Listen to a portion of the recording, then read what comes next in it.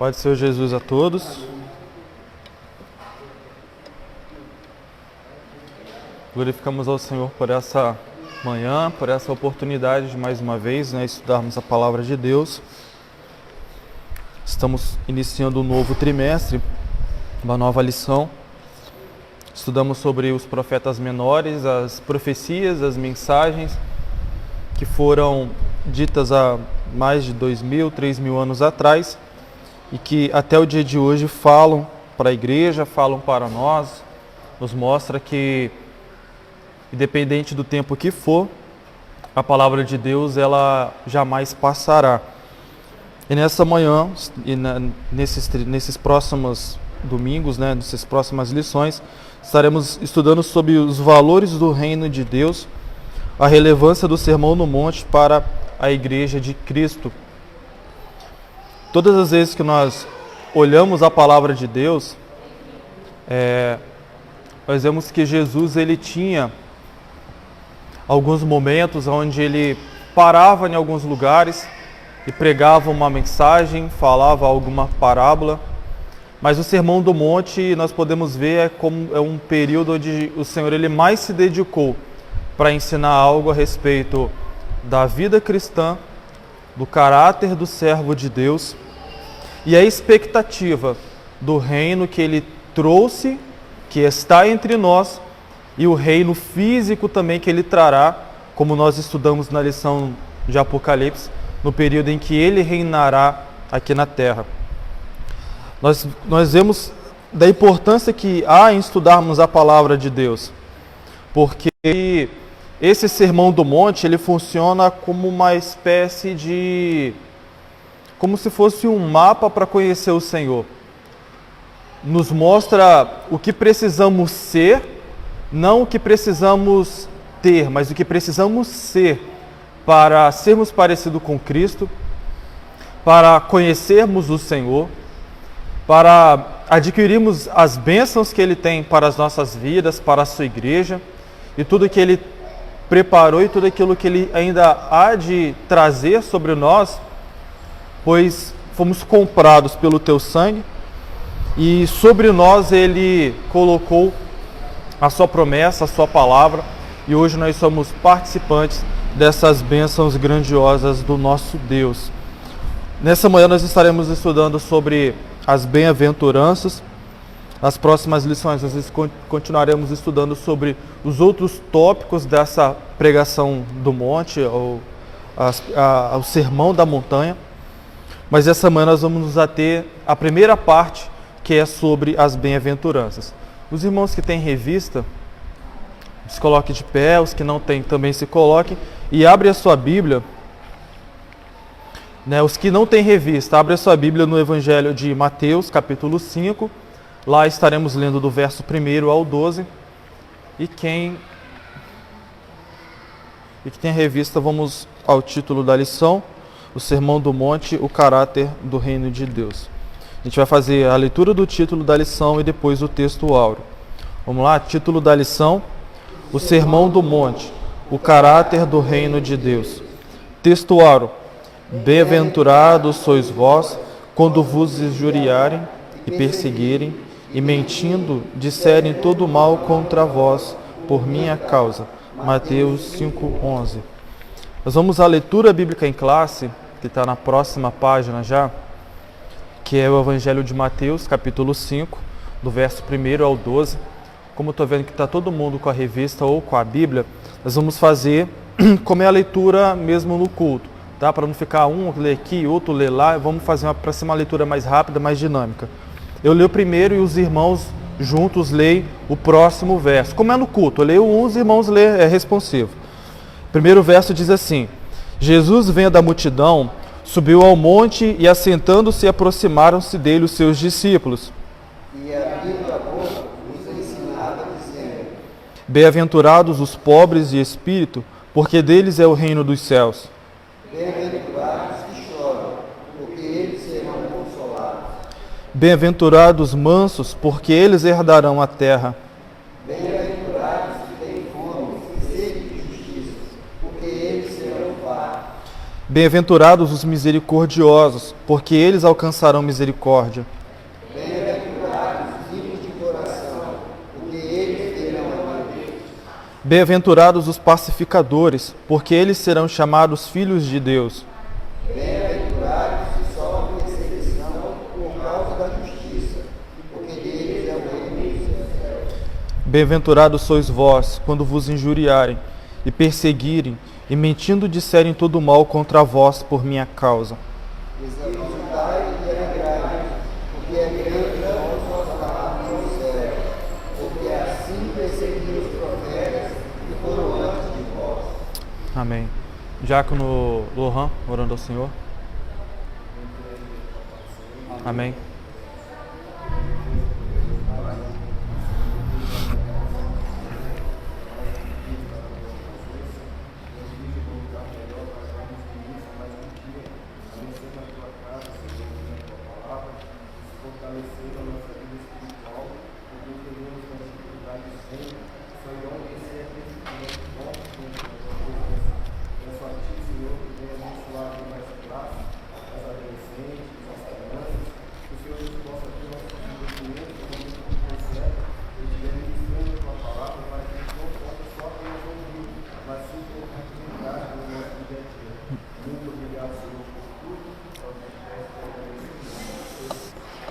Amém. Para a gente ganhar tempo, vamos entrar logo na introdução e a gente já discorre um pouco mais sobre essa lição. A introdução diz assim: o tema desse trimestre é o Sermão do Monte ou Sermão da Montanha. Considerado a alma do Evangelho, o ensino que Jesus transmitiu no monte se destaca pela sua dimensão prática e revela a essência de um verdadeiro seguidor de Cristo. Ao longo do trimestre, veremos que o Sermão do Monte traz um ensinamento que, em primeira instante, volta-se plenamente para Deus, no outro revela o lado ético do divino reino, amar o próximo. Esses dois momentos perfazem os pilares da vida cristã. Assim, o Sermão do Monte é um convite para praticar o que Jesus ensinou. Então, nessa manhã nós estaremos estudando a respeito do caráter ético do reino de Deus, do Evangelho de Cristo, o porquê que o Senhor ele falava dessa forma, o que isso significa para as nossas vidas e qual a importância de ter em nós e de assumir esse perfil que o Senhor Jesus ele fala na sua palavra. Ele fala nos seus ensinos, ele fala através dos seus exemplos. Nós conhecemos muito bem o mundo que nós estamos vivendo. E vemos que os padrões que o mundo espera de qualquer pessoa é uma vida de impiedade, uma vida de perversidade. É só a gente olhar todos os tempos da humanidade. Não é de hoje, não é do período da Segunda Guerra, mas desde quando começamos a estudar lá no Gênesis, nós vemos ainda na primeira família que estava sobre a terra, já a maldade e a perversidade no coração do ser humano, quando Caim mata o seu próprio irmão, porque Deus ele se agradava mais da oferta de Abel do que da sua oferta. E durante todos os outros períodos, onde o Senhor ele vai promovendo uma redenção, onde o Senhor ele promove uma oportunidade de encontrar o caminho de volta para a face do Senhor, mas o homem ele tem uma inclinação a escolher aquilo que é mal. Ele tem uma inclinação a escolher aquilo que mais distancia de Deus do que aquilo que aproxima. Porque quando nós paramos para pensar qual a posição que precisamos assumir para estar mais perto de Deus, nós damos em conflito com a nossa realidade, que envolve muito mais negar a si mesmo, envolve muito mais a reconhecer o seu próprio eu, envolve muito mais a você parar de olhar para a vida do outro e olhar para a sua. É muito fácil a gente criticar alguém, é muito fácil a gente apontar o erro de alguém. É muito fácil, por exemplo, você vai fazer uma entrevista de emprego, né, e não é de surpresa, mas muitas das vezes parece que é, e às vezes você tenta ensaiar em casa e muitas vezes assim ainda não funciona. Quando você chega numa entrevista, o entrevistador ali, o funcionário de RH te pergunta, me fala aí 5 qualidades suas, assim, rápido. Aí você fala, eu sou isso, eu sou aquilo, eu sou proativo, né, eu sou comunicativo, eu sou bom em lidar com pessoas. Ele fala, me dá 3 defeitos seus. Aí você começa a escolher qual que é o menos pior. Aí você fica pensando aqui, fica pensando ali, eu não sei qual que é o meu defeito. Porque quando você olha para si mesmo, é muito mais fácil a gente querer achar aquilo que é bom do que encontrar aquilo que é ruim. Porque é isso que a nossa realidade, a nossa natureza quer esconder. É as nossas falhas, é os nossos pecados. E se nós não tratarmos ela da forma que deve ser, nós viveremos como muito tempo o povo de Israel viveu, alguns períodos da igreja os povos viveram, que é realmente distante da comunhão com Deus, que é distante desse elo que nos une ao Senhor. Nessa manhã nós estaremos vendo o porquê que Jesus ele fala, principalmente, né, sobre o tema dessa lição, sobre as bem-aventuranças, que o crente ele precisa resgatar. O que nós sairemos daqui nessa manhã, o entendimento que eu e você precisamos sair daqui, é que nós não precisamos a partir de hoje ser, eu preciso ser mais manso, eu preciso ser mais bondoso, mais misericordioso. Não. A gente tem que sair daqui com o entendimento que nós já somos, mas precisamos resgatar aquilo que nós somos. Porque a palavra do Senhor nos diz ainda no Gênesis que nós fomos feitos à imagem e semelhança do Senhor. Isso está em nós. O pecado nos contaminou? Sim, mas nós não perdemos a nossa essência. Nós somos a imagem e semelhança do Altíssimo. E a partir do momento que nós aceitamos Jesus como nosso Criador, a palavra do Senhor nos diz que as coisas velhas se passam e tudo se faz novo, se renova. Então, irmão, por que eu não consigo ser, então, misericordioso? Como é que eu não consigo ser manso? Como é que eu não consigo ser, muitas das vezes, pobre de espírito, como a palavra nos diz? Porque nós estamos preferindo olhar mais para um lado do que para outro. Porque nós estamos preferindo olhar mais pela nossa natureza, mais pelo nosso velho homem, né, que a gente costuma dizer assim, do que olhar para aquilo que realmente o Senhor nos deu. Porque tem gente que diz assim, né, enquanto eu estou quietinho aqui, enquanto não mexe comigo, eu sou servo de Deus, mas se pisar no meu calo, aí vai conhecer o velho homem. Então, não entendeu nada a respeito do reino de Deus, do Evangelho de Cristo. Nessa manhã nós estaremos estudando e meditando um pouco melhor acerca dessa palavra e veremos o porquê que Jesus ele disse isso para a sua igreja. Se alguém quiser ler o primeiro tópico, a estrutura do Sermão do Monte. Se tiver alguém, se não tiver, eu leio.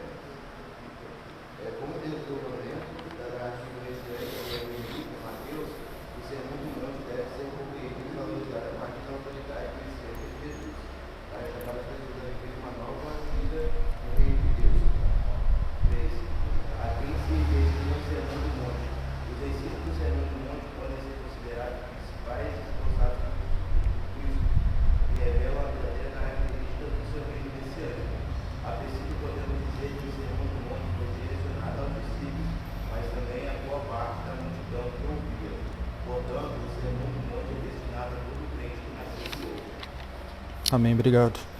A estrutura do Sermão do Monte, a primeira parte, fala sobre por que Sermão do Monte. É mais uma definição linguística, né, o porquê que se usa essa expressão. Que Sermão do Monte fala sobre, como posso dizer, tanto no Evangelho de Mateus quanto nos outros evangelhos, até o Evangelho de João, ele aborda um pouco a estrutura desse sermão. É como se fosse um esqueleto, e os outros livros, né, as cartas de Paulo, as epístolas, eles são as ramificações. Mas para fundamentar o entendimento, Jesus ele trouxe a pregação do Sermão do Monte. Todos os outros entendimentos, eles vêm a partir desse entendimento. Se a gente for parar para poder estudar e ver as datas, as cartas de Paulo, elas vão ser escritas antes dos evangelhos. Antes do primeiro evangelho ser escrito, Paulo ele já estava escrevendo essas cartas. É como se fosse contar uma história iniciando pelo final. Quando você vê um filme que começa primeiro pela última cena e depois, algum tempo antes e tal, e começa contando do início, assim é também o Novo Testamento, principalmente os 4 evangelhos, principalmente os 3 primeiros evangelhos, porque João ele fala mais numa perspectiva pessoal do que num conto histórico ou poético. Nessa primeira parte, sobre essa estrutura, é basicamente o que nós já falamos, sobre o caráter ético, sobre a importância de termos a palavra de Deus, porque tudo parte desse ponto, né? Jesus ele vem pontuando alguns tópicos, e esses tópicos nós já vamos ver aqui já agora, nesse segundo subtópico dessa lição. Mas, enfim, essa primeira parte, esse primeiro subtópico, é mais para tratar desse ponto, que o Sermão do Monte, tanto as bem-aventuranças, a questão de ser sal da terra, os atos de justiça, eles são o tronco da árvore, aquilo que vai nos nortear aqui nessa terra para viver diante do Senhor Jesus, para conhecer a Ele, para entender o que eu preciso ser para conhecer a Jesus, o que eu preciso ser para viver verdadeiramente, de fato, aquilo que Jesus ele requer da minha vida. Nesse segundo subtópico, que ele vem falando sobre, no caso, essas ramificações e o porquê que Jesus ele prega sobre o Sermão do Monte, ele diz que busca algumas referências dos profetas, algumas coisas que já foram faladas lá atrás, fala sobre a profecia, né, ou anunciado de que Jesus ele seria o rei, de que Jesus seria o Messias, e que o seu nome, o Emanuel, significaria que Deus está presente, que Deus está entre nós, não que ele virá, mas que ele já chegou, que ele está aqui. Trata sobre o fato das profecias, como por exemplo, quando disse que Belém não era a menor das capitais de Judá, mas que dela viria o Salvador. E todas essas profecias veio justamente para dar peso na mensagem de Jesus. Quando ele vem pontuando a primeira parte, quando fala sobre as bem-aventuranças, esse assunto que nós já estaremos entrando mais afinco aqui nessa lição, só que ele vem tratando outros assuntos também, sobre a importância do cristão, do servo de Deus, da igreja do Senhor, ser sal e ser luz. Na próxima lição nós estaremos estudando mais profundamente também o que significa ser isso, mas passando rapidamente, quando ele fala sobre ser sal da terra, ele está falando sobre a importância de nós sermos fundamentais para este mundo. Ele diz que se o sal ele não tiver sabor, se o sal ele não for a sua característica presente, ele nada lhe serve. Se for um sal insípido, né, um sal que não serve para nada, ele não tem importância nenhuma. Porque para que serve o sal? Para 2 finalidades: para temperar, para dar sabor e para conservar. Você vê que no passado as pessoas costumavam salgar a carne para que ela não estragasse.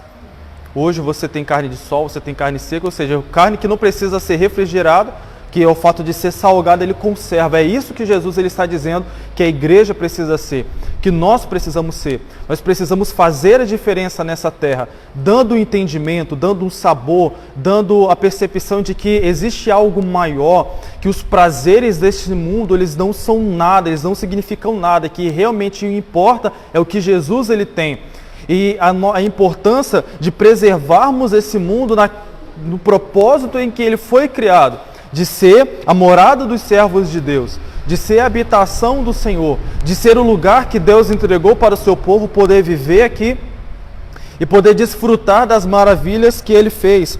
Fala sobre, Jesus ele é o cumprimento da lei, quando fala que ele não veio trocar, ou seja, ele não veio desfazer, ele não veio deixar de cumprir a lei, mas que Jesus ele é a finalidade da lei.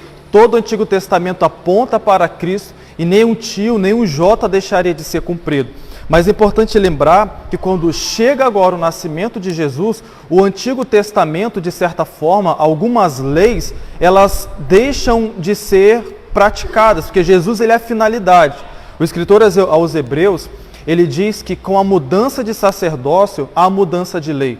Quando Jesus chega, o sacerdócio de Arão, o sacerdócio levítico, ele é substituído pelo sacerdócio de Jesus, que é segundo a ordem de Melquisedeque. Porque o sacerdócio de Cristo, ele é um sacerdócio eterno, ele é um sacerdócio que não tem fim. Por isso que hoje não precisamos da Arca da Aliança, porque o Espírito de Deus está entre nós. Por isso que hoje não precisamos oferecer sacrifício, porque o sacerdócio de Arão ele se cessou. E o sacerdócio de Cristo, nós fomos salvos mediante a graça de Deus. O véu do templo se rasgou, o corpo de Cristo se rasgou na cruz do Calvário. E hoje nós podemos olhar para ele diferente de como era, que precisávamos de alguém intercedendo por nós.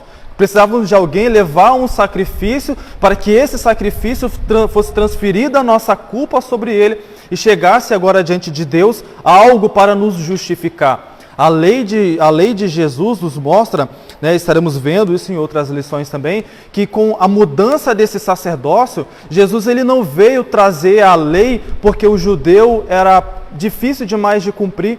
A lei era pesada demais para poder ser praticada. Não, Jesus ele veio mostrando a verdadeira finalidade da lei, o porquê que a lei existe.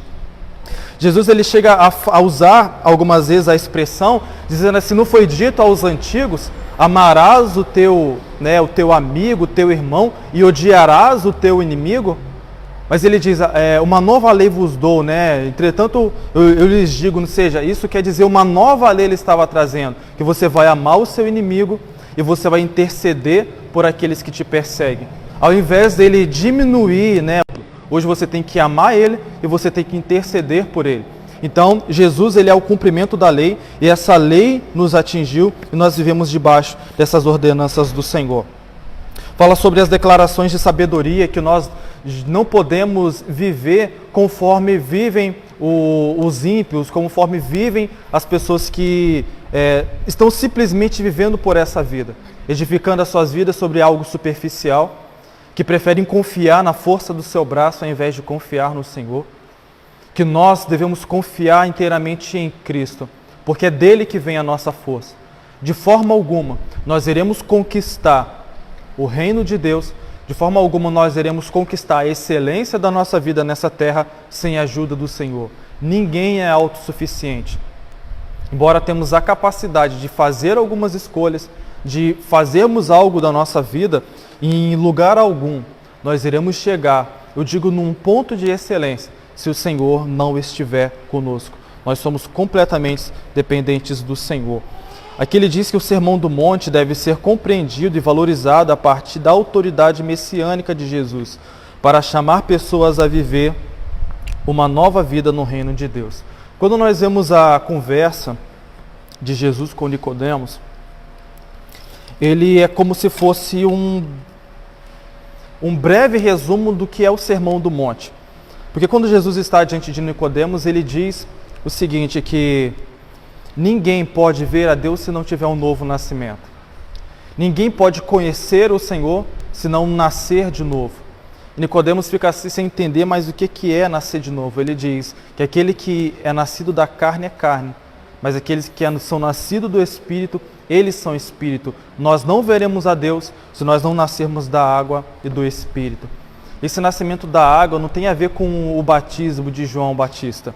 Esse nascer da água significa aquilo que Jesus disse à mulher samaritana, que a água que você bebe, essa você vai ter sede de novo, mas a água que eu tenho, dela nunca mais você terá sede, porque ela vai fazer com que rios de águas vivas fluam de você. O que isso quer dizer? Que a partir do momento que reconhecemos Jesus como nosso Salvador, o poder de Deus, o Espírito do Senhor, ele se envolve em nós de uma forma tão forte que as coisas desse mundo eles passam a ser secundárias e que Cristo passa a ser verdadeiramente a primazia das nossas vidas. Nós vivemos, como Ele diz na sua palavra, não nos preocupando com o que vamos comer, beber e vestir, porque maior é aquele que está cuidando de nós. Quando Ele fala sobre nascer do Espírito, Ele fala sobre verdadeiramente sermos convencidos pelo Espírito de Deus e vivermos segundo a ordem de Deus. Por isso que Ele fala que o vento sopra onde quer, nós não sabemos de onde vem ou para onde vai. Porque a partir do momento que aceitamos ao Senhor, que vivemos para o Senhor, não vivemos mais nós, não vivemos mais para nós. A nossa vida aqui, ela não passa a ter o peso que tinha antes de conhecermos a Jesus, porque às vezes a gente fica assim desesperado, não, eu tenho que conquistar, eu tenho que comprar isso, eu tenho que comprar aquilo, e dorme preocupado e acorda preocupado, não, eu vou dormir menos tempo porque eu tenho essa conta para pagar, eu tenho isso para poder fazer, eu não posso morrer antes de ver meus filhos casarem, né? Tem gente que até fica assim, eu não posso morrer antes de casar. E a partir do momento que nós conhecemos o Senhor, isso passa a ser irrelevante. Porque o que verdadeiramente importa é o que o Senhor tem para as nossas vidas. Os nossos planos, eles podem ser cumpridos, porque Ele disse que se formos fiel no pouco, Ele vai nos dar muitas coisas. Não é só a questão... Às vezes a gente usa muito numa questão financeira, de dízimo e oferta, mas isso quer dizer tudo nas nossas vidas. Se formos fiel no nosso tempo, na nossa dedicação, na nossa fidelidade, na nossa sinceridade e transparência diante do Senhor, muitas coisas Ele trará sobre nós. E aqui se destina o Sermão do Monte. Jesus ele estava naquela região, aproximadamente lá de Cafarnaum, e semelhante ao que fez Moisés, que Moisés ele é uma tipologia de Cristo, é um exemplo de Cristo no Antigo Testamento, porque Moisés normalmente ele subia ao monte para se encontrar com Deus. E foi lá no monte que ele recebeu os mandamentos do Senhor, foi lá no monte que ele recebeu as leis para quando o povo fosse herdar a terra de Canaã. Jesus ele sobe no monte e é como se fosse um exemplo de aquilo que aconteceu lá atrás. Jesus ele sobe no monte e lá ele dá novos mandamentos, ele traz um novo ensinamento, porque é lá no Sermão do Monte que ele fala sobre essa mudança de lei, essa mudança de sacerdócio. É lá no monte, enquanto ele está pregando, que ele fala para aquele povo que lá estava, que não era apenas para os seus discípulos, mas ele fala, e essa mensagem ela continua ecoando até os dias de hoje, e continua servindo para a sua igreja. Se a gente for ler de qualquer maneira, a gente vai pensar que isso não serve para nós, que isso foi para aquele povo de lá. Ou se a gente lê por ler, a gente não vai entender a importância dessa palavra, ou de tudo isso que significa o sermão que Jesus trouxe naquele lugar. Mas quando nós começamos a meditar, tópico por tópico, ponto por ponto do que ele quis dizer, nós veremos que nós podemos ser aquilo que ele disse, que nós podemos ser iguais a ele. Não na divindade, né? Não ser, eu sou igual a Jesus no mesmo patamar, mas naquilo que ele nos ensinou, de ser seus discípulos. Porque o que é o discípulo? O seu discípulo quer ser igual ao seu mestre. Nas suas práticas, nos seus ensinamentos, na aplicabilidade daquilo que ensina. Não falar por falar, não ensinar simplesmente porque está aqui para ser ensinado, mas de fato viver aquilo que se ensina. De fato aplicar e colocar na prática aquilo que o Senhor ensinou. Quando, por exemplo, Jesus lá, ele ensina aos seus discípulos sobre ser o maior no reino de Deus, que diferente do que o mundo espera, é que o maior aqui seja aquele que é o mais rico, aquele que assenta na cadeira do chefe, né? Aquele que está no trono, que é o rei, mas bem ao contrário disso ele fala que o maior é aquele que for o menor, Quer ser o maior no reino de Deus? Então sirva a todos. Quando os discípulos questionaram, quem é o maior entre nós? Será que é Pedro, né, que é o que Jesus exerce mais misericórdia? Ou será que é João, aquele que consegue, né, deitar a cabeça sobre os ombros, o peito do Senhor? Será que é esse? E Jesus ele disse, não, o maior é aquele que servia a todos. O maior é aquele que entender que o reino de Deus não se trata em ser servido, o reino de Deus se trata em servir. E a partir do momento que os apóstolos começam a entender isso, é quando, por exemplo, Pedro vai até a casa de Cornélio, e sendo pessoas gentílicas, lá eles recebem um batismo, porque eles entenderam que ali havia a manifestação do querer de Deus e da graça do Senhor sobre a vida daquelas pessoas. Hoje nós somos participantes dessa maravilha, que quando o João ele fala que Jesus ele trouxe, ele veio para o que era seus, mas os seus não quiseram receber, mas todos aqueles que receberam também foram feitos filhos do Senhor. Então hoje nós podemos ser participantes dessa graça, dessa misericórdia, mas de forma alguma podemos pensar de que isso é por merecimento, porque nenhum de nós merecemos, nenhum de nós temos a condição de olhar assim que talvez não é nenhum favor ou seria uma obrigação, bem pelo contrário disso. Nós vivemos com certeza pelo favor, pela misericórdia de Deus, e se vivemos tudo isso em vão, não valeu de nada a nossa vida aqui. Não importa quantos milagres vimos, não importa quantas vezes choramos ou falamos em línguas estranhas, não importa quantas vezes nos alegramos. Se essa palavra, ela não for a essência da nossa vida, se nós não vivermos conforme todas essas orientações do Senhor, nós viveremos uma vida aqui e seremos semelhantes àqueles que a palavra nos diz, quando Jesus ele revela a João, que chegaram diante do Senhor e falaram, Senhor, em teu nome nós fizemos isso, nós fizemos aquilo, falamos novas línguas. De nada adiantou se nós verdadeiramente não assumimos o caráter do servo de Deus, que não é uma roupa de crente, que não é simplesmente uma Bíblia de crente, mas é na nossa essência, é quando ninguém nos vê, é quando estamos nós e o Senhor, é quando está no íntimo do nosso coração, dos nossos pensamentos, e quando o Senhor olha, Ele encontra verdade e sinceridade. Para a gente adiantar, o segundo tópico fala sobre as bem-aventuranças e o caráter dos filhos de Deus. Aqui nesse segundo tópico, falando de uma forma mais resumida, sem a gente precisar ler, fala sobre o que são as bem-aventuranças. É como se fosse uma mensagem para as pessoas que de fato refletem aquilo que ela é dentro de nós. Quando nós olhamos para a Bíblia, ela precisa ser o nosso espelho. Nós precisamos refletir aquilo que a palavra nos diz. E essas bem-aventuranças, é uma definição grega para felizes, ou aquilo que realmente reflete nas nossas vidas. São características que precisamos ter, são coisas que precisam ser afloradas nas nossas vidas e praticadas por cada um de nós. Porque é isso que o crente, é isso que o servo de Deus, ele precisa ser. Às vezes você olha para um crente, ele vive mais chorando do que feliz com aquilo que Deus deu.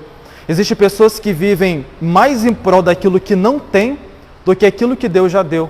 Já pararam para poder pensar como isso é interessante? Existem pessoas que vivem uma vida inteira em busca de algo que ainda não possuiu e se esquece de que algo que Deus já deu é muito maior do que simplesmente uma bênção material. Existem pessoas que vão passar a vida inteira chorando a Deus, buscando de Deus um milagre. Porque quer uma cura, porque quer que Deus ele resolva talvez uma questão financeira. E Deus já fez tantas outras coisas nas nossas vidas que nos dá um motivo de agradecer, do que simplesmente ficar questionando e murmurando e indagando a Deus por coisas que ainda não possuiu. Olha o que Paulo disse, que nós temos a condição de viver e ser grato a Deus por aquilo que já nos deu, não é por aquilo que ainda vamos receber, não é por aquilo que o nosso coração deseja. É a oração de Davi, quando ele fala com o Senhor, não para dar demais, para que não se esqueça do Senhor, que seu coração se ensoberbeça e se afaste de Deus, não dá pouco demais também para que este não murmure, mas que seja o suficiente. E é esse suficiente que muitas das vezes nós não contentamos. Esse suficiente que muitas das vezes nós achamos que é pouco, porque a gente vive tão focado nas coisas deste mundo, dessa vida, que nós esquecemos que existe algo que é eterno. Jesus, ele nunca foi contra sobre acumular tesouro, nunca foi contra.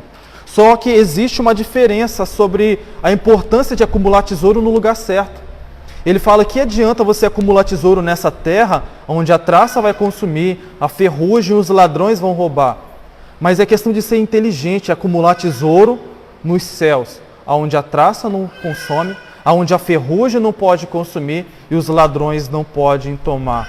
Nós muitas das vezes nos preparamos como se a gente fosse viver eternamente aqui.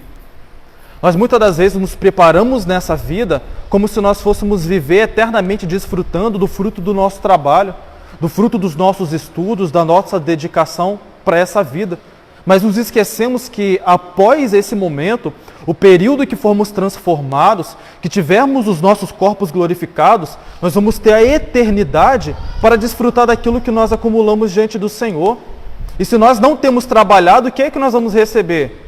Imagina você chegar nas bodas do Cordeiro, no período em que o Senhor for te premiar e você não fez nada, porque o único tempo que você teve para viver, você se dedicou tão somente a trabalhar, a estudar, a conhecer, a conquistar, a amontoar, a fazer um depósito, a entulhar coisas materiais. Não estou dizendo que isso não é importante, é claro que é, que o melhor dessa terra Deus preparou para as nossas vidas, mas isso não é tudo.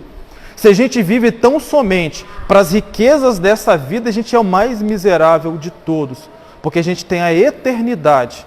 E quando a gente para e pensa no que é eternidade, é algo que foge da nossa compreensão, porque nós parecemos, a nossa natureza hoje é criada para poder enxergar um fim, o fim da nossa vida, o fim das coisas materiais que se deterioram, a nossa percepção hoje é para enxergar o fim. Mas quando nós olhamos para Deus, quando nós olhamos para o céu, nós estamos falando de algo infindável. E muitas das vezes nós nos preparamos menos para lá do que para viver aqui.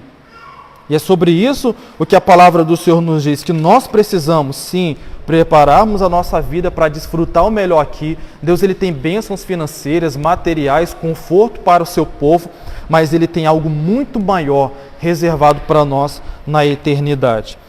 E quando ele fala aqui sobre o reino de Deus e o seu caráter, ele vem trazendo 4 definições ou 4 expressões ou 4 referências dessa expressão do reino de Deus.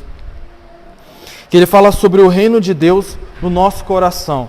O reino de Deus não é simplesmente aquele que nós estudamos no livro do Apocalipse, que fala que o período em que Cristo governará aqui na terra. O reino de Deus, ele é tudo aquilo em que o Senhor, ele é o rei.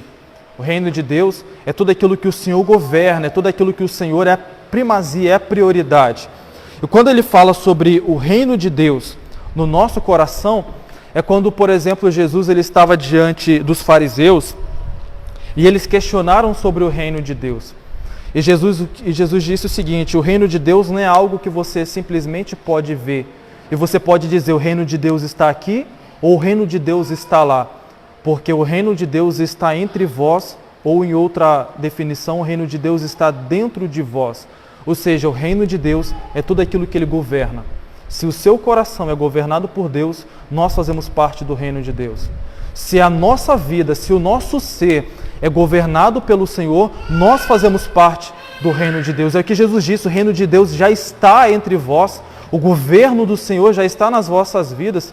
Não precisa, como Israel vivia, querendo procurar um rei, porque o reino de Deus já estava lá, o Senhor governava. É um governo de Deus, do céu, não precisa do homem, não precisa da espada, não precisa de uma bandeira, não precisa de alguém gritando, Saul matou 1000, Saul matou 10, ou Davi matou 10.000, não precisa disso para ter o reino de Deus.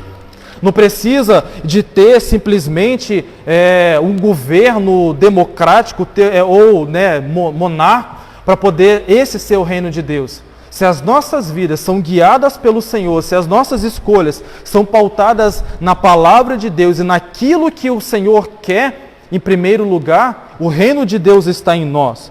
O reino de Deus está inserido nas nossas vidas. Ele fala sobre o tópico B, né? A chegada do reino de Deus como salvação.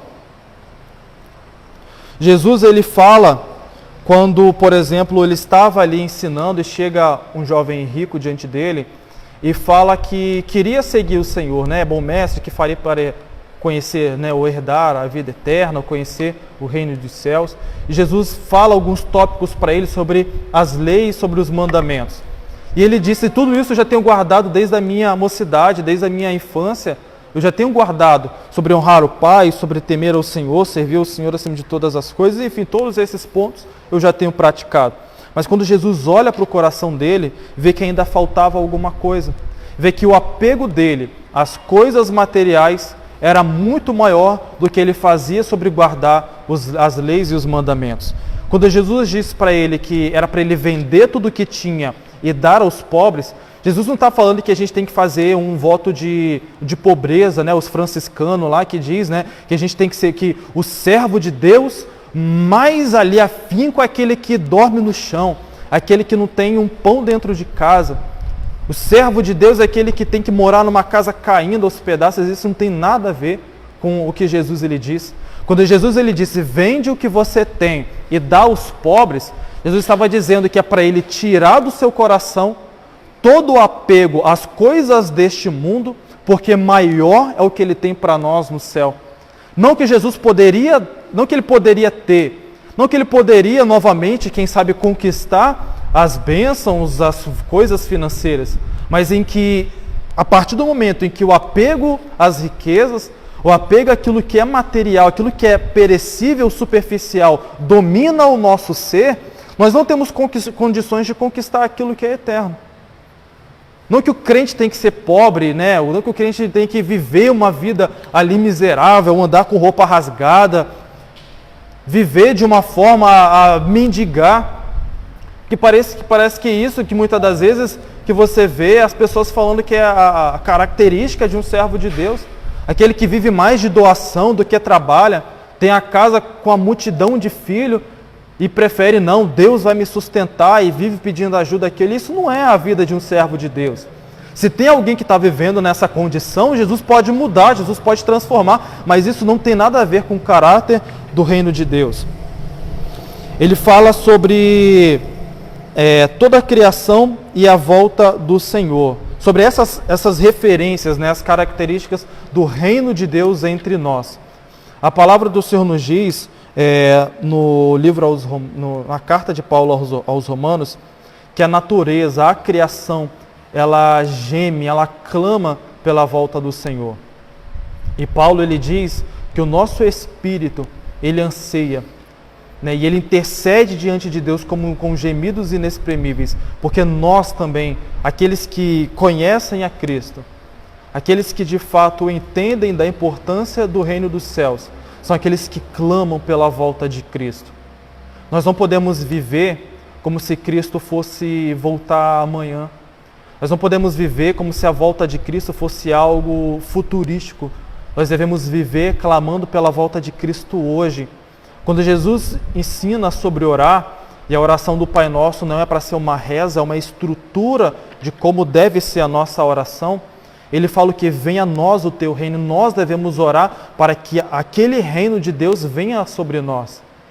Não apenas no aspecto físico, aquele reino que todo olho verá, mas que a nossa vida seja governada pelo Senhor, que o nosso ser seja guiado por Deus, que as nossas escolhas sejam pautadas segundo a vontade perfeita do Senhor e não segundo a nossa vontade, que o nosso querer, ele deve ser cada dia mais orientado por aquilo que Deus ele tem do que por aquilo que nós queremos. O profeta Isaías diz no capítulo 55 que os pensamentos do Senhor são mais altos do que os nossos.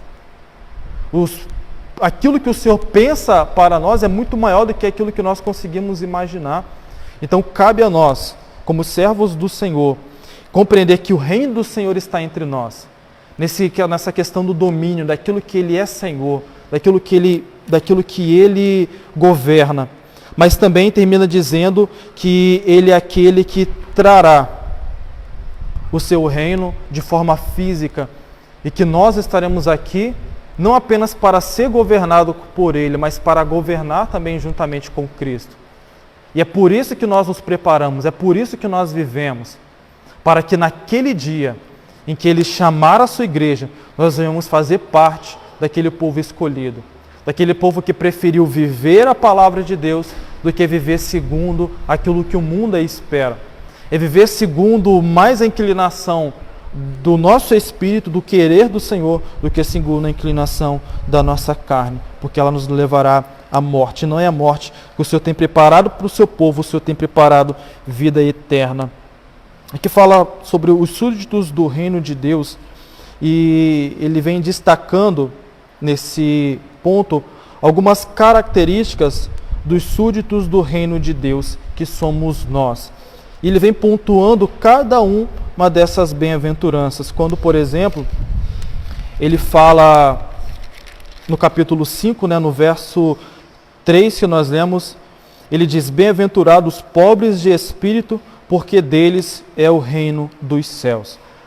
Essa palavra, como eu disse, não tem a ver com pobreza material, não tem a ver simplesmente com pobreza financeira, tem a ver com o entendimento de que nós não somos autônomos, que nós somos autossuficientes diante de Deus, que tudo aquilo que nós temos veio de Deus e nós temos total dependência do Senhor. O nosso espírito, quando ele disse ser pobre de espírito, é entender que se nós somos algo é porque Ele nos fez ser o que somos. Se temos os dons espirituais foi porque Ele nos deu. Se hoje temos novos cânticos nos nossos lábios, foi porque Ele nos deu. Se hoje temos uma nova vida, foi porque Ele nos deu. Se hoje temos a promessa de ter novas vestes, um novo nome, é porque Ele tem para nos dar. É olhar para nós e entender que eu não sou nada, eu não faço nada, eu não tenho nada a não ser que Deus Ele seja e Ele faça parte da minha vida. Não importa quantos bens eu tenha, não importa a minha posição eclesiástica, isso não importa. O que importa é verdadeiramente o que eu tenho dado pelo Senhor dentro de mim. O que importa é aquilo que Ele, se o Senhor faz parte da minha vida, então eu sou diferente daquilo que o mundo espera que nós venhamos ser. Porque quando você olha para o mundo, foi como eu disse, o mundo ele tem uma visão totalmente distorcida do reino de Deus.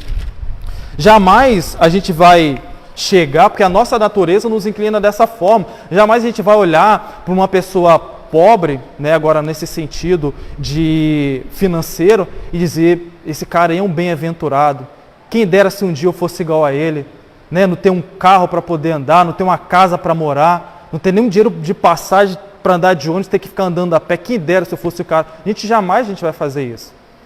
Mas quando a palavra diz ser pobre de espírito, é quando você olha para alguém que é usado por Deus, quando você olha para alguém que é cheio de Deus, quando você olha para alguém que se desfez de si mesmo, que é como a palavra do Senhor nos diz, que Jesus que desceu da sua glória, se fez carne como qualquer um de nós, e na sua palavra mesmo ele declara que todo o poder lhe foi lhe dado.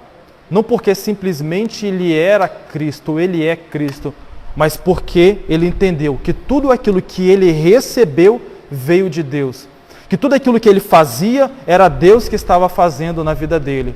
Que nada ele poderia fazer se o Senhor não estivesse com ele.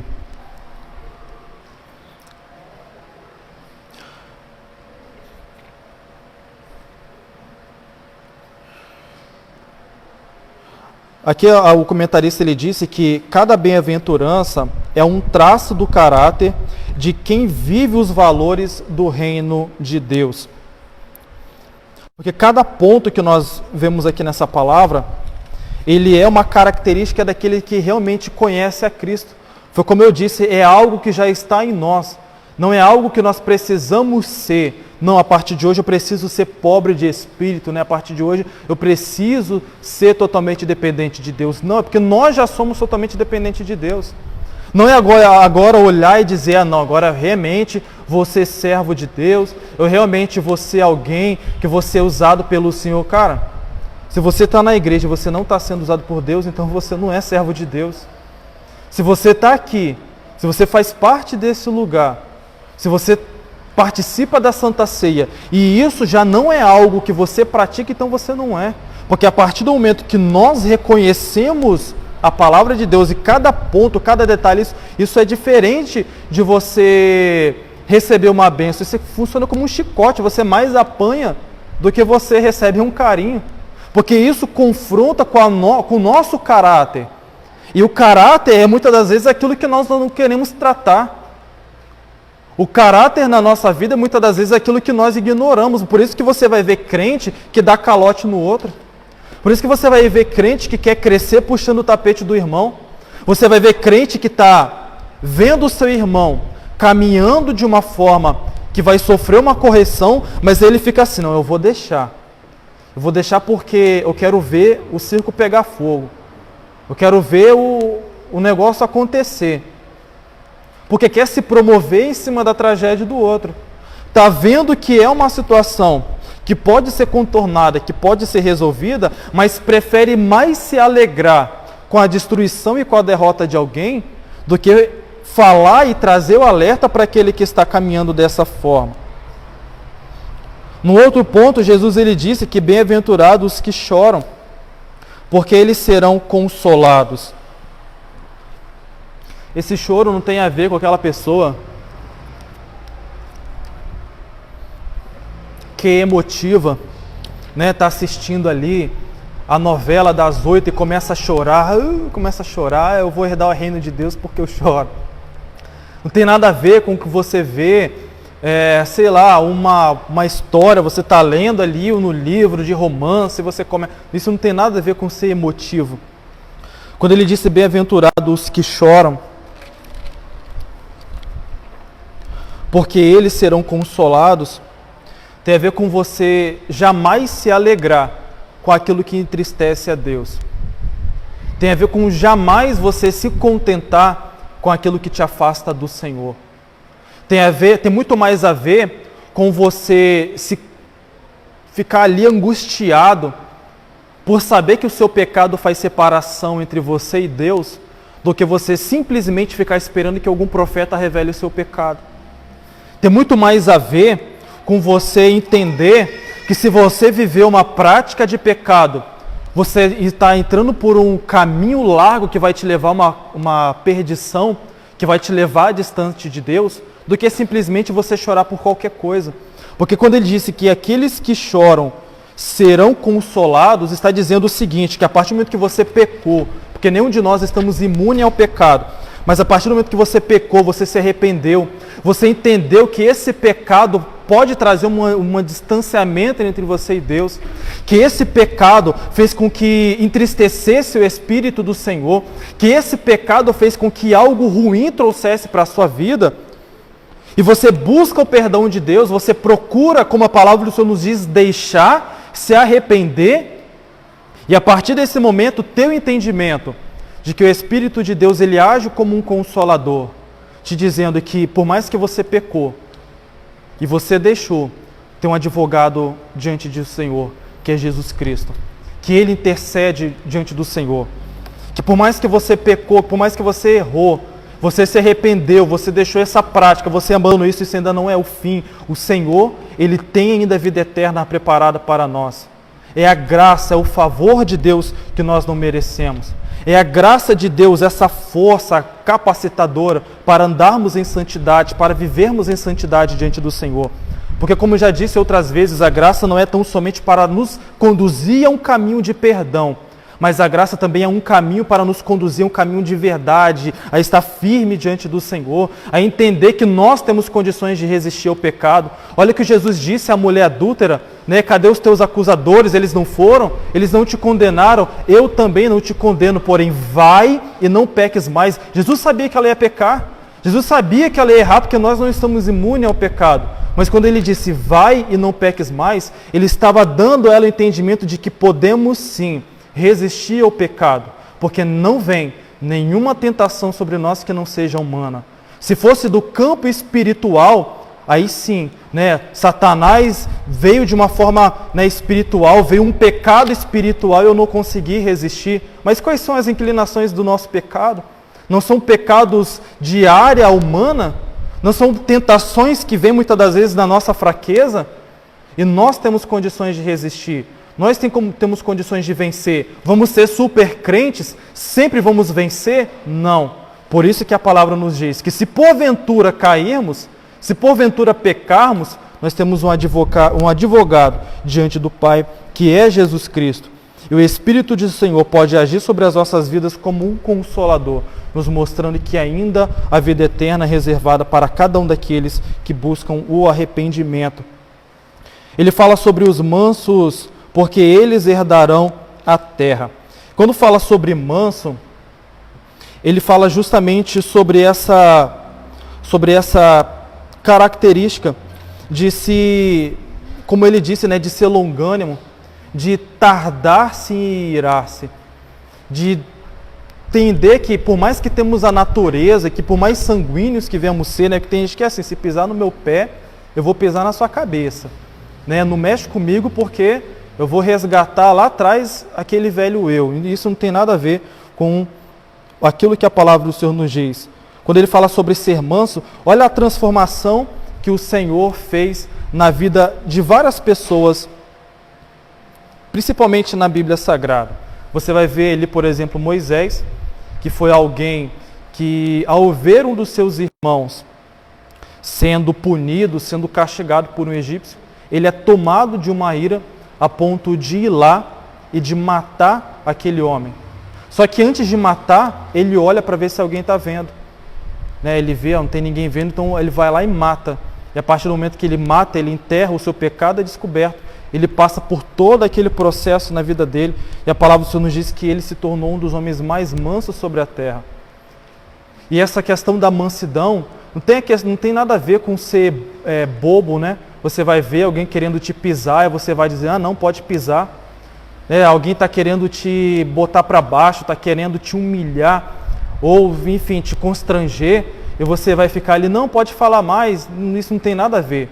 A questão do ser manso é muito mais a ver com aquela palavra que o Senhor Jesus disse, que quando alguém te der, né, um tapa na face, você vai dar outra. Não no sentido, não, agora bate aqui, já que bateu desse lado, bate desse, não tem nada a ver com isso.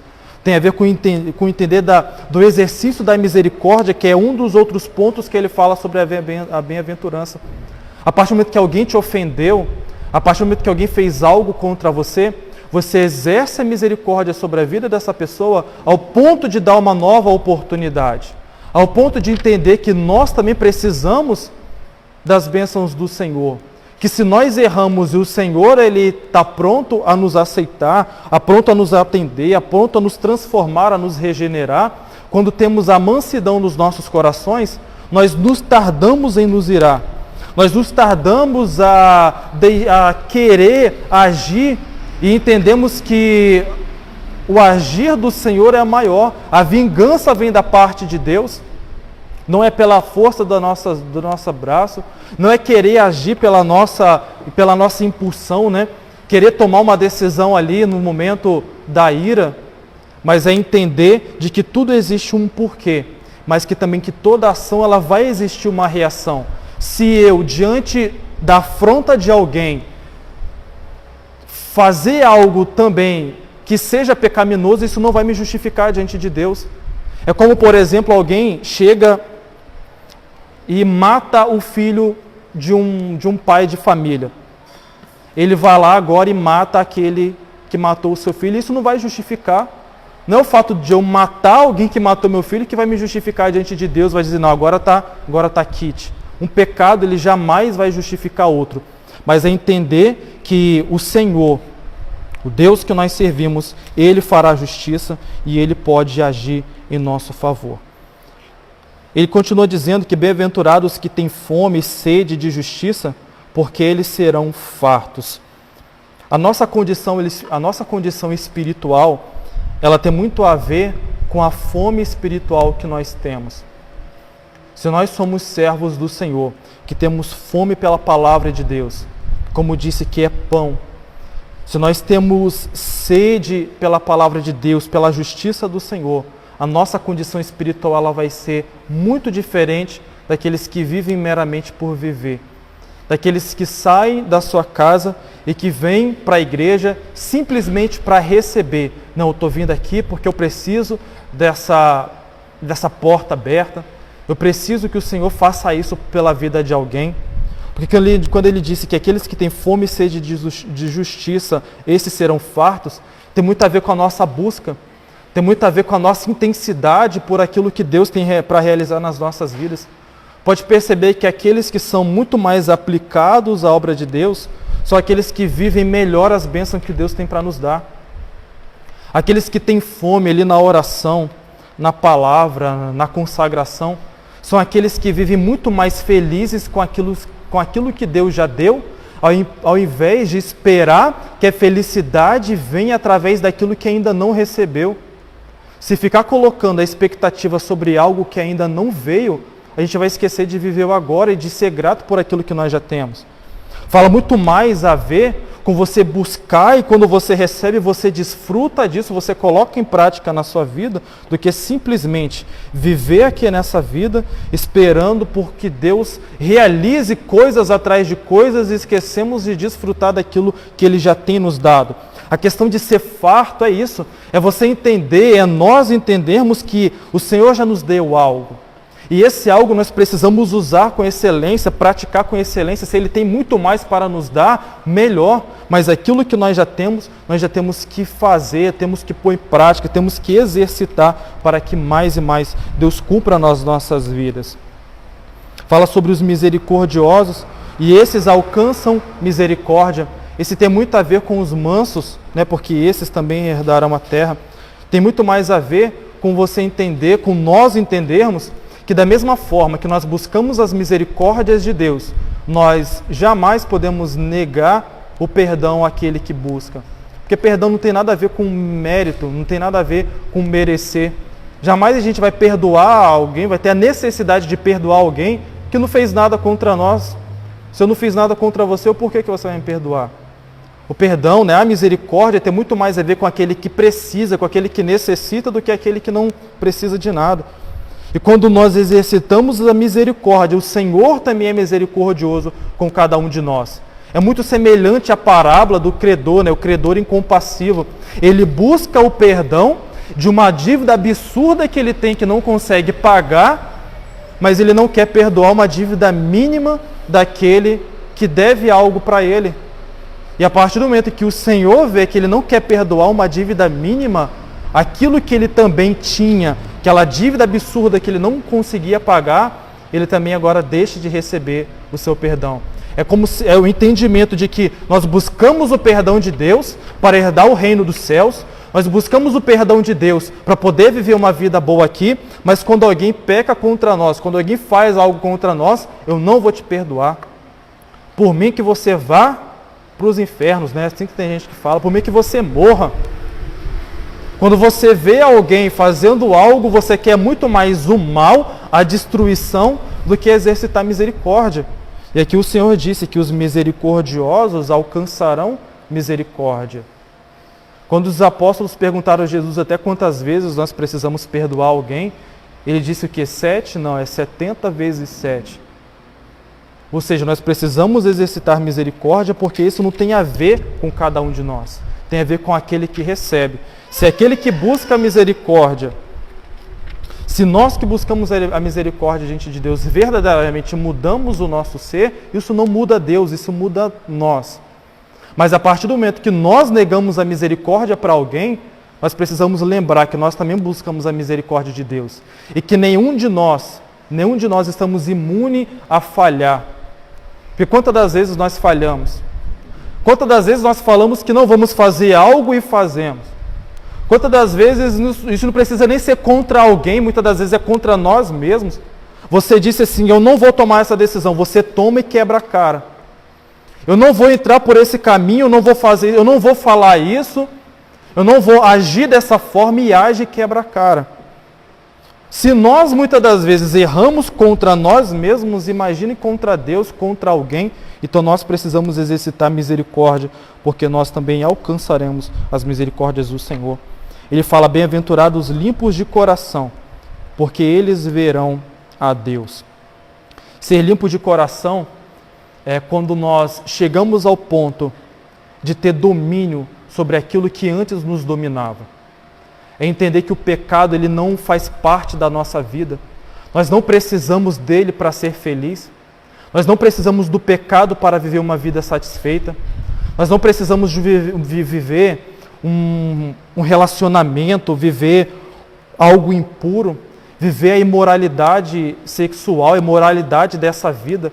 Nós não precisamos viver a corrupção da carne para conquistarmos a felicidade ou viver uma vida próspera. Ser limpo de coração é a partir do momento em que nós chegamos, por exemplo, à condição de pureza, como aquelas crianças que se aproximaram de Jesus, os apóstolos, não tentaram afastar, e o Senhor disse que deles também são os reinos dos céus. Pela pureza, pela sinceridade, não querer ser, mas não querer fazer algo, mas ser verdadeiramente aquilo que se dispõe a fazer. Ser puro de coração, ser limpo, é a partir do momento em que nós fazemos algo sem qualquer intenção de receber algo de volta de alguém. Ou não, eu só vou participar disso se meu nome ele estiver lá. Eu só vou fazer isso se o meu nome também for dito, se meu nome for anunciado, se eu for aparecer. Eu só vou participar, eu só vou ajudar se no momento da ajuda a pessoa disser, não, o que eu tenho foi porque essa pessoa me deu. O que eu sou é porque essa pessoa me tornou a ser. Ser limpo de coração é entender que o que nós somos é porque Deus ele nos fez assim. E que independente de qualquer coisa, hoje nós somos uma nova criatura, porque o Senhor nos fez uma nova criatura. O pecado não pode nos dominar. A nossa mente, o nosso coração, ele precisa ser voltado completamente para Deus. E a partir do momento em que nós nos distanciamos do Senhor, todo esse nosso ser, essa nossa natureza, ela pode perder essa característica. Por isso que eu disse que as bem-aventuranças, o Sermão do Monte, ele tem a ver com o caráter que o servo de Deus precisa ter. Ser um crente sincero, ser um crente manso, ser um crente que exerce misericórdia, ser alguém que entende da sua dependência de Deus, pobre de espírito, ao ponto de entender que tudo que eu tenho vem da parte de Deus. E ser puro ao ponto de que quando o Senhor olha para mim, o que Ele encontra é verdade.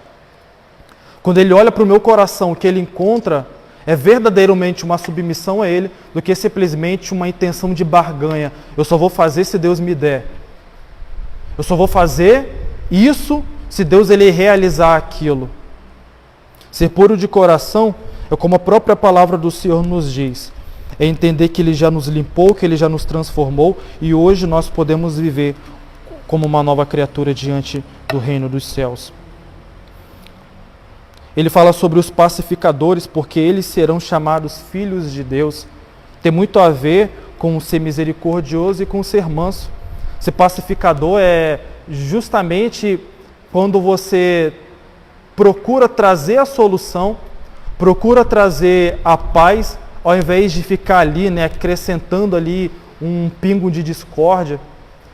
Tem muito a ver com você tentar trazer uma solução do que querer promover uma tragédia. Alguém pecou contra alguém, se fosse eu ia lá, eu resolvi isso na bala, Se fosse eu, não passava batido. Tem gente que é assim. Eu sou crente, é igual eu estava vendo um dia desse o vídeo da mulher falando lá, mexeu comigo, eu vou em casa, pego o revólver do meu marido. Eu sou crente da Assembleia de Deus, mas o revólver está lá guardado. Isso não tem nada a ver com ser pacificador. Isso não tem nada a ver com querer trazer uma solução, querer trazer uma resposta diante de algo que muitas das vezes está mais propício a ser uma tragédia. Ser pacificador, muitas das vezes, aquilo que nós já fazemos aqui, alguém pecou, alguém errou, alguém, enfim, trouxe algo de ruim para a sua vida.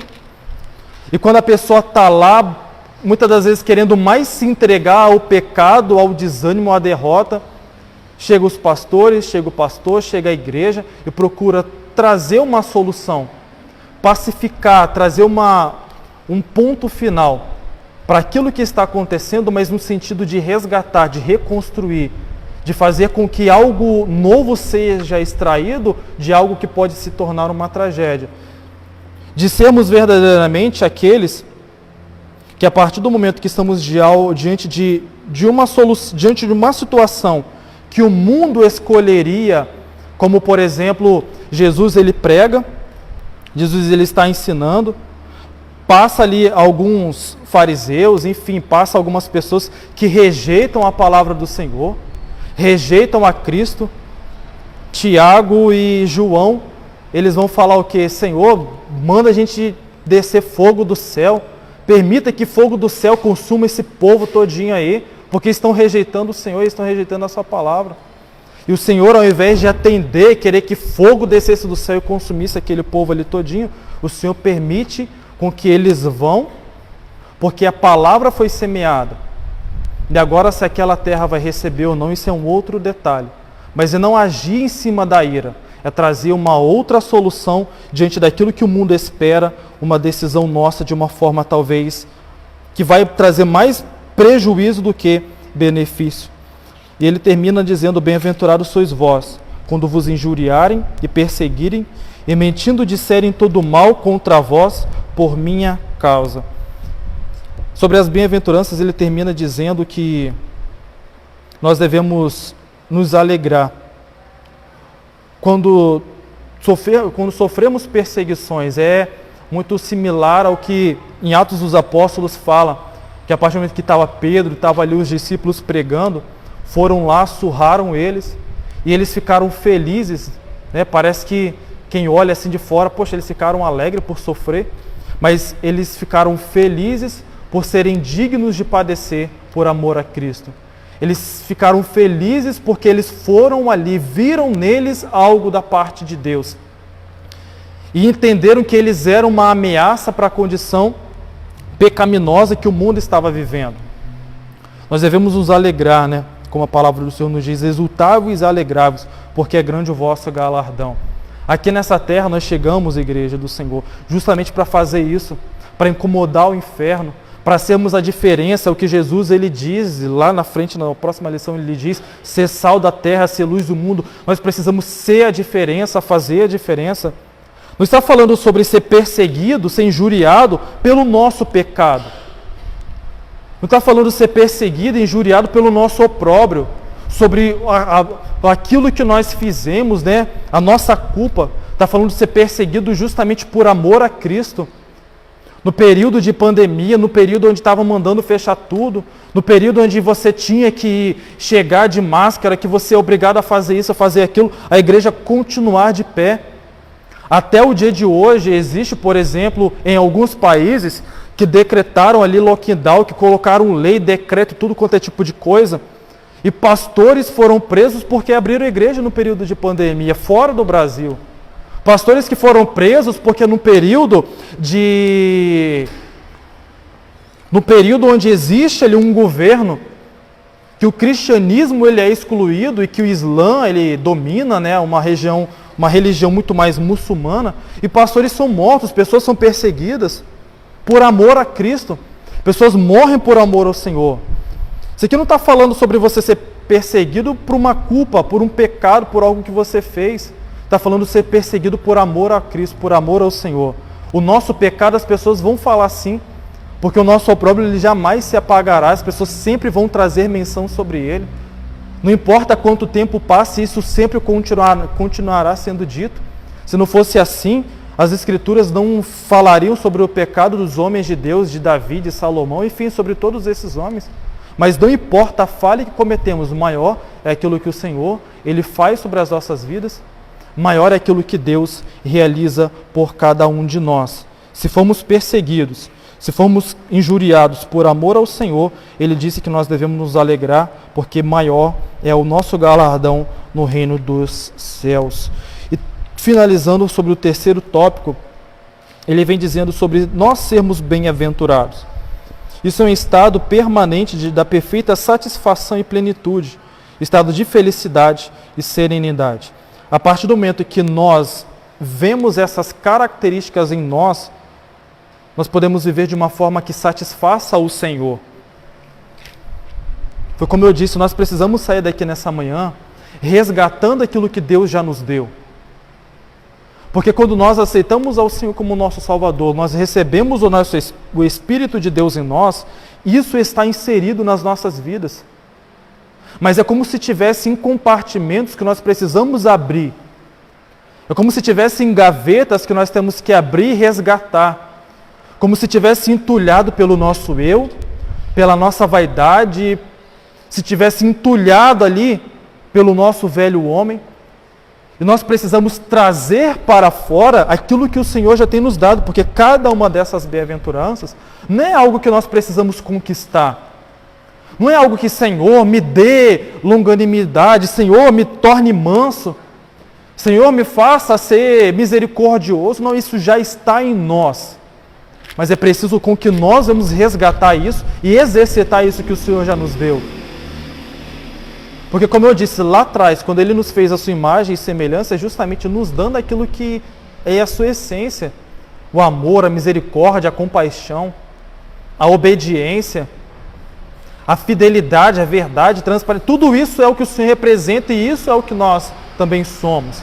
Se hoje não temos vivido, que nós precisamos orar ao Senhor para que Ele transforme de fato e que esse eu que está em nós, isso seja quebrantado. É entrar pelo caminho da oração, da consagração, da busca do Senhor, para que nós vamos ter um entendimento do reino de Deus muito maior do que nós temos, ao pensar que simplesmente é conquistar bênçãos. O reino de Deus tem muito mais a viver da forma que Ele tem nos dito para viver, do que simplesmente para receber bênçãos do Senhor. Em nenhum momento aqui nós vamos ver o Senhor fazendo uma promessa, dizendo que Ele vai fazer com que nós venhamos ser prósperos financeiramente ou materialmente, porque o reino de Deus não tem nada a ver, como Jesus mesmo disse, com comida ou bebida. O reino dos céus tem muito mais a ver com obedecer e ser, do que simplesmente viver e querer receber coisas materiais. E fala sobre a prova de que o cristão é bem-aventurado. A felicidade bíblica se revela em quem ama o seu inimigo e bendiz o que maldiz, faz o bem ao que odeia e ora pelos que maltratam e perseguem. Jesus, quando ele ainda está nesse Sermão do Monte, para o povo que estava lá, a lei eles procuravam aplicar ao rigor quando não era contra eles. Porque a lei até chega a dizer que se um filho ele for desonroso aos seus pais, os pais ele tem que entregar o filho para que esse seja morto, apedrejado. A lei dizia, por exemplo, o caso em que Jesus ele foi levado até ele, que se alguém fosse apanhado num ato de adultério, de pecado, esse deveria ser morto, esse deveria ser apedrejado. Parece que a pena que tudo o pecado aponta, de todo o erro aponta, é uma pena capital de morte. A única coisa que resta ali é a morte. A única coisa que resta ali é o fim, a destruição. Não existe misericórdia. Mas quando Jesus ele fala sobre o reino de Deus que chegou até eles, que eles esperavam que ele libertasse de Roma, libertasse eles da opressão do imperador, em nenhum momento ele fala sobre o império. Em nenhum momento ele fala que ele veio resgatar o poder, a bandeira, o trono de Davi de uma forma física.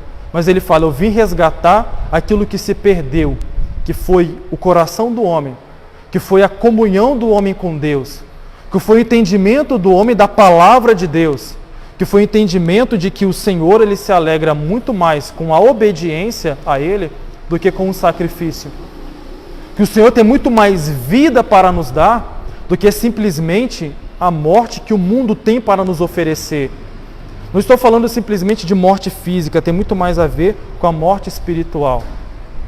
Então, a partir do momento em que tomamos a palavra do Senhor e entendemos que essas são características do caráter do servo de Deus e do reino de Deus, nós podemos viver de fato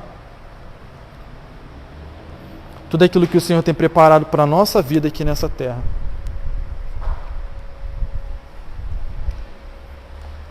De maneira que não apenas nós, mas a nossa casa venham estar diante do Senhor, vivendo Ele com fidelidade, com sinceridade e sermos referência. Porque a pior coisa que pode acontecer é quando você olha para a casa de um crente, quando você olha para a vida de uma família ali de pessoas que pelo menos frequentam a igreja e você vê ele muitas das vezes pior do que os vizinhos ímpios. Uma casa que é só confusão, que é só gritaria, que é só violência, que é só palavras de baixaria, de maldição. E não é isso que o Senhor tem para o seu povo. O que Ele tem para nós é que verdadeiramente o nosso testemunho seja de acordo com a palavra de Deus, e não simplesmente que nós vamos falar, mas que nós vamos viver tudo o que Ele preparou para nós aqui. Porque se nós entendermos o que é servir o Senhor e viver com o Senhor aqui, nós também entenderemos a importância dos céus que Ele foi preparar para cada um de nós. Amém? Alguém tem alguma dúvida? Tem algo que gostaria de acrescentar nessa manhã, nessa lição? A conclusão diz assim: o Sermão do Monte é a base ética do reino de Deus. Neles constatamos o lado divino de uma atitude amorosa do cristão para com Deus, bem como para o próximo. Se cada crente fizesse do Sermão do Monte o seu norte ético de vida, as polêmicas não teriam lugar entre nós. Não haveria espaço para meras opiniões intelectivas, visto que o propósito desse sermão é que cada crente seja como Deus quer que ele seja. Amém?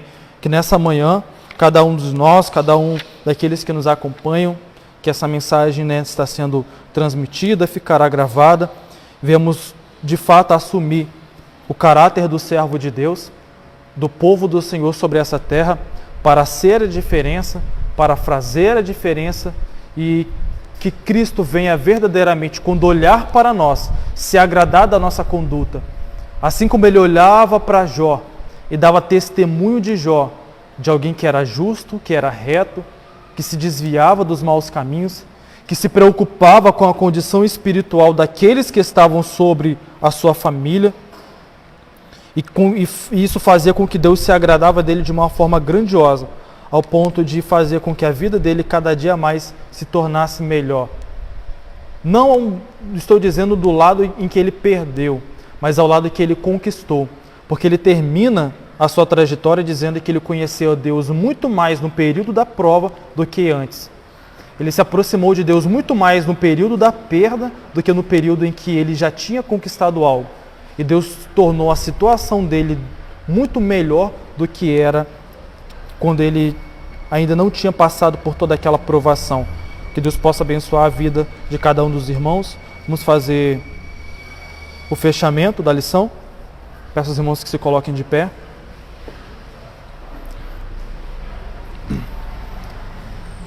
Vamos lá, título da lição, o sermão, texto áureo. Bem-aventurados sois vós, quando vos injuriarem, e perseguirem, e mentirem, disserem todo mal contra vós, por minha causa. Mateus 5:11. Amém, glórias a Deus.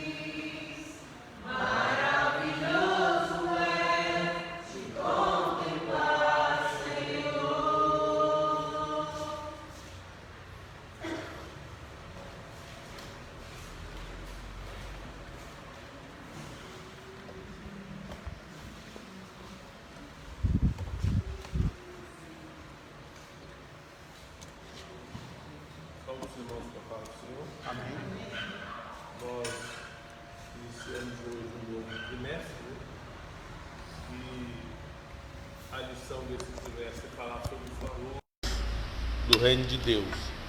Começamos pela bem-aventurança, da qual o professor pontuou muito bem. Parabéns, pastor Gesiel. E nós esperamos que os demais professores também se dediquem da mesma forma para que tenhamos sempre o melhor para a edificação das nossas vidas espirituais.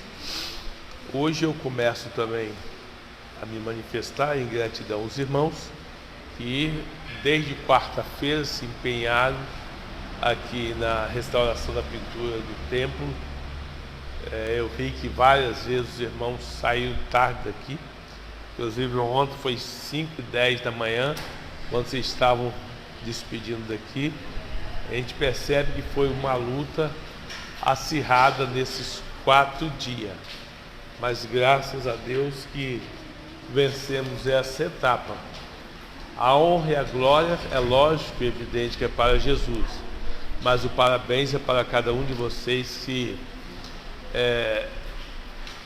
compareceram aqui no trabalho braçal, os irmãos que contribuíram com alimento, com a limpeza, e nós temos agora essa restauração aí da pintura que está aí para que todos possam ver. Falta ainda alguns pequenos retoques que a gente vai fazer, mas no demais o grosso foi feito, está bonito. Parabéns a cada um dos irmãos que contribuíram da forma direta ou indireta. A nossa igreja, eu louvo a Deus que nós temos os nossos problemas, como toda igreja tem, não resta dúvida. Mas quando nós nos unimos também, a gente faz o que outras igrejas não fazem.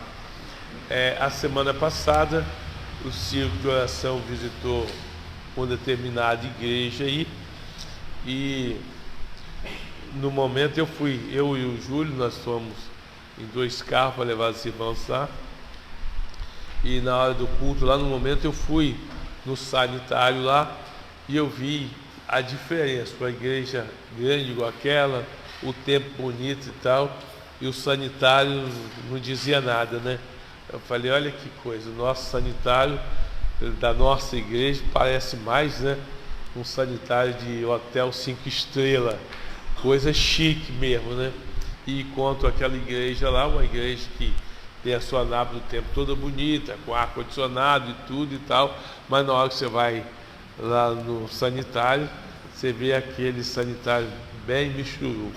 Eu louvei a Deus porque a gente tem se unido assim, ao longo dos tempos, se esforçando sempre para fazer o melhor aqui para a nossa igreja. E há uns 2 meses atrás, já teve uma irmã que falou assim, pastor, vamos fazer uma campanha para a gente reformar os bancos da igreja. Eu falei, vamos fazer. Então, provavelmente, nós vamos começar já os meses seguintes, fazer uma campanha para renovar esses bancos aí. Porque a nave já está pintada, agora precisa de bancos novos, né? E vamos fazer isso para a honra e glória do nome do Senhor.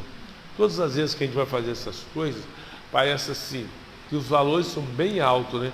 Parece que a gente não vai conseguir. Aí o Espírito de Deus nos leva da lembrança lá no deserto, quando Deus fala para Moisés para fazer o tabernáculo. Moisés, vamos fazer. Moisés não imaginou que tivesse tanto bens guardados com o povo no deserto. E começou a pedir, daí a pouco Moisés falou para o povo, pode parar de trazer. Já está sobrando ouro, prata, tudo já está sobrando. Então, quer dizer, tem coisa que está no bolso dos irmãos que o pastor nunca sabe que está, né? Aí quando Deus coloca no coração para fazer a campanha, aí vai aparecendo e o nome do Senhor é glorificado. E dessa vez também não foi diferente. Apareceu tanta coisa escondidinha aí no bolso dos irmãos e graças a Deus a gente conseguiu concluir mais essa etapa. As crianças não vão descer, porque começaram a se alimentar agora, então nós já vamos ouvir os adolescentes.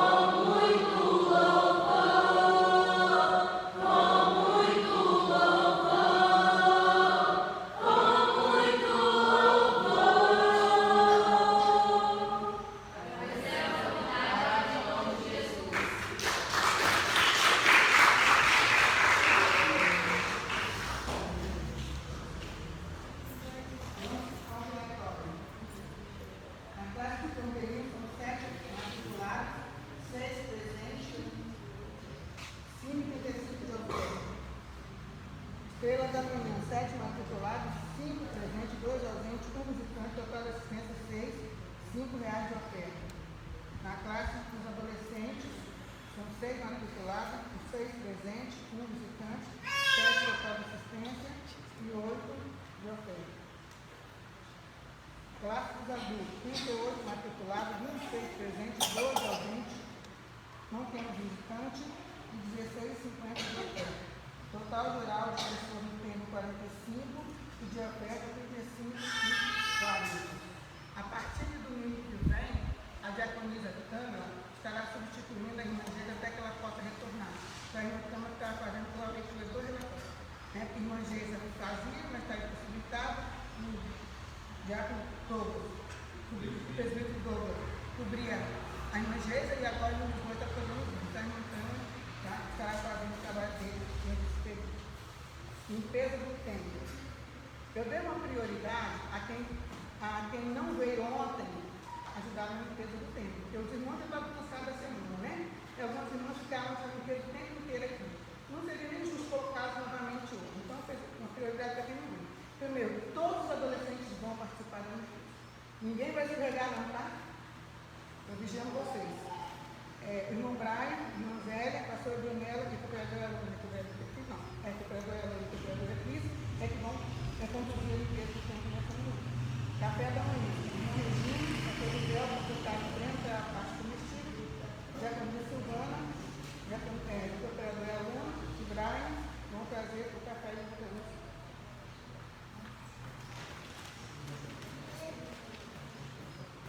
Tendo dito isso, não havendo mais nada a tratar, vamos nos colocar de pés para agradecermos o Senhor por essa escola que tivemos nesta manhã. Às 15 horas vai ter o evangelismo, às 15 horas o trabalho de evangelismo do comando do Diácono Leão, e às 19 horas estaremos reunidos para engrandecer o nome do Senhor. Ouvindo aqui o pastor Adriel para fazer esta oração, nos despedindo com a bênção apostólica. Salvemos com a paz do Senhor. Amém. Oremos a Deus. Grande Deus, maravilhoso Pai, nós te agradecemos, Senhor, por estar na tua presença nessa manhã, por mais uma vez aprender um pouco da tua palavra, Senhor. Temos a certeza que essa palavra estará nos agindo em nossas vidas a cada dia. Peço que o Senhor venha continuar fortalecendo a nossa vida espiritual, para que possamos a cada dia continuar firmes e constantes na tua obra, meu Deus, diante da tua presença, continuar capacitando a vida de cada um de nós, do nosso oficial, de toda essa lição, ao nosso pastor e cada um que veio nessa manhã. Assim eu te peço, meu Deus, continue nos abençoando, confesso e agradeço em nome de Jesus. Pelo amor de Deus, a graça do nosso Senhor e Salvador Jesus Cristo, e a doce consolação com o Espírito Santo, Espírito de todos que amam e aguardam a vida do Senhor. Vamos em paz, que Cristo Jesus abençoe essa terminada em nome de Jesus. Amém.